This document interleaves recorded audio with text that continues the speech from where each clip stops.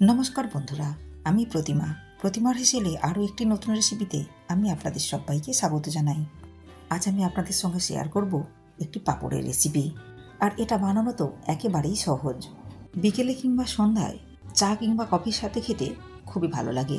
একবার বেশি করে বানিয়ে স্টোর করে রেখে দিতে পারেন, আর যখন যখন খেতে ইচ্ছে হবে ভেজে নিলেই তৈরি হয়ে যাবে সাবুদানার চিপসের রেসিপিটি বানাবার জন্য প্রথমে নিয়েছি একটা বাটির মধ্যে 1 বাটি সাবুদানা। দেখুন, মিডিয়াম সাইজের সাবুদানাগুলো ব্যবহার করেছি। সাবুদানাগুলো গুঁড়ো করে নিতে হবে। এর জন্য এখানে নিয়েছি একটা মিক্সি জারের মধ্যে সাবুদানাগুলো দিয়ে ঢাকনা বন্ধ করে খুব ভালো মতো গুঁড়ো করে নিতে হবে। তবে সাবুদানাগুলো একেবারে মিহি করে গুঁড়ো না করলেও হবে। দেখুন, সাবুদানাগুলো একটু দানা দানা রয়েছে। এখন এই গুঁড়ো করে নেওয়া সাবুদানাগুলো নিয়ে নিচ্ছি একটা বড় পাত্রের মধ্যে। এরপর গুঁড়ো করে নেওয়া সাবুদানার মধ্যে দিয়ে দিলাম 3 বাটি পরিমাণ জল। যে বাটি মেপে আমি সাবুদানা নিয়েছিলাম সেই বাটি মেপেই 3 বাটি পরিমাণ জল দিয়ে দিলাম। এরপর উপকরণগুলো ভালো মতো নাড়াচাড়া করে মিশিয়ে নিতে হবে।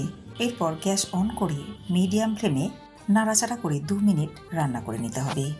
দিয়ে দিলাম 1 চা চামচ পরিমাণ বিট লবণ, 1/2 চা চামচ পরিমাণ রান্নার লবণ। উপকরণগুলো নাড়াচাড়া করে খুব ভালো করে মিশিয়ে নিতে হবে। এই কাজটা করে নেওয়ার জন্য খুব বেশি সময় লাগবে না। 1 থেকে 2 মিনিটের মধ্যেই সাবুদানাগুলো খুব ভালো মতো রান্না হয়ে যাবে। দেখতেই পাচ্ছেন সাবুদানার মিশ্রণটা একটু ঘন করে রান্না করেছি, আর এর থেকে বেশি ঘন করব না। এখন গ্যাসের ফ্লেম অফ করে 3 ভাগে মিশ্রণটা ভাগ করে নিতে হবে। দেখুন, মিশ্রণটা আমি 3টি ভাগে ভাগ করে নিয়েছি।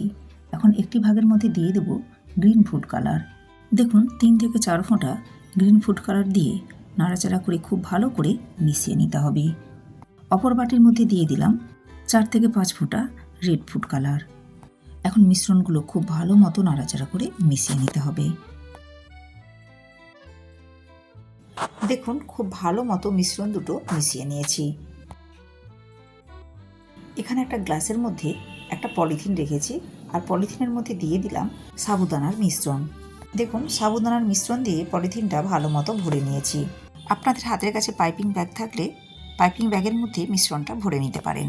এরপর একটা কাঁচির সাহায্যে পলিথিনের নিচের সামান্য অংশ কেটে নিয়ে এভাবে চিপসগুলো তৈরি করে নিতে হবে। আমি একটা পলিথিনের মধ্যে সামান্য পরিমাণ তেল লাগিয়ে রৌদ্রে রেখে দিয়েছিলাম। অল্প অল্প ব্যাটার দিয়ে এভাবে চিপসগুলো বানিয়ে নিতে হবে। বন্ধুরা, রেড কালারের চিপসগুলো বানিয়ে নেওয়ার সময় ভুলবশত আমি স্কিপ করে গিয়েছিলাম। এরপর 2 থেকে 3 দিন রৌদ্রে দিয়ে চিপসগুলো খুব ভালো মতো শুকনো করে নিয়েছি। চিপসগুলো ভেজে নেওয়ার জন্য গ্যাস ওভেনে একটা কড়াই বসিয়ে কড়াইয়ের মধ্যে দিয়ে দিলাম পরিমাণ মতো রাইস ব্র্যান অয়েল। তেল খুব ভালো মতো গরম করে নিয়েছি। এরপর দিয়ে দিলাম 1 মুঠো চিপস। আর দেখুন, তেলে দেওয়ার সাথে সাথেই চিপসগুলো খুব ভালো মতো ফুলে উঠেছে। দেখুন, চিপসগুলো খুব ভালো মতো ভেজে নিয়েছি। এখন তেল ঝরিয়ে উঠিয়ে নিতে হবে। সাবুর পাঁপড় বা সাবুর চিপসের এই রেসিপিটি বাড়িতে একবার এইভাবে বানিয়ে দেখুন। আশা করি রেসিপিটি আপনাদের ভালো লাগবে। আমার আজকের এই সাবুদানা চিপসের রেসিপিটি আপনাদের ভালো লাগলে লাইক ও শেয়ার করবেন।